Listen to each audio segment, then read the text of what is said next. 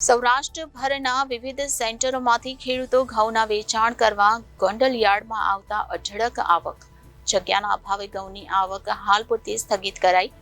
યાર્ડમાં ઘઉંની હરાજીમાં 20 કિલોના ભાવ ₹400 થી લઈને 650 સુધીના બોલાયા. ગુજરાતના નંબર 1 ગણાતા ગોંડલ માર્કેટ યાર્ડમાં ઘઉંની પુષ્કળ આવક જોવા મળી. રોડની બંને બાજુ 2 થી 3 કિલોમીટરની લાંબી કતારો જોવા મળી.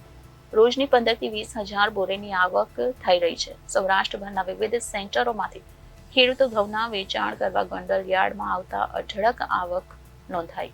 ઘઉંની અઢળક આવક અને અન્ય એજન્સીની આવકથી માર્કેટ યાર્ડનું મેદાન ટૂંકું પડ્યું. જગ્યાના અભાવે ઘઉંની આવક હાલ પૂરતી સ્થગિત કરાઈ છે.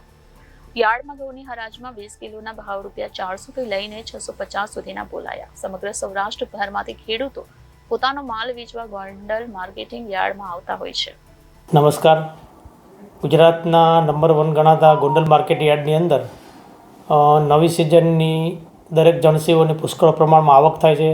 ખાસ કરીને આ સિઝનમાં ઘઉંની આવક હાલ પુષ્કળ પ્રમાણમાં થઈ રહેલ છે. ગઈકાલે આવક શરૂ કરવામાં આવેલી હતી. બંને બાજુ 2 થી 3 કિલોમીટરની ઘઉંની લાઈનો લાગેલી હતી.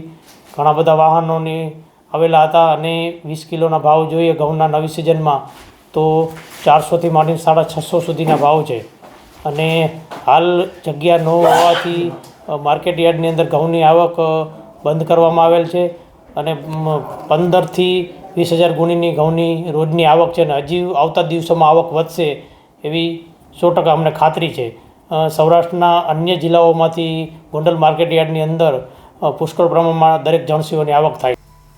Bureau report Janadesh news, Rajkot.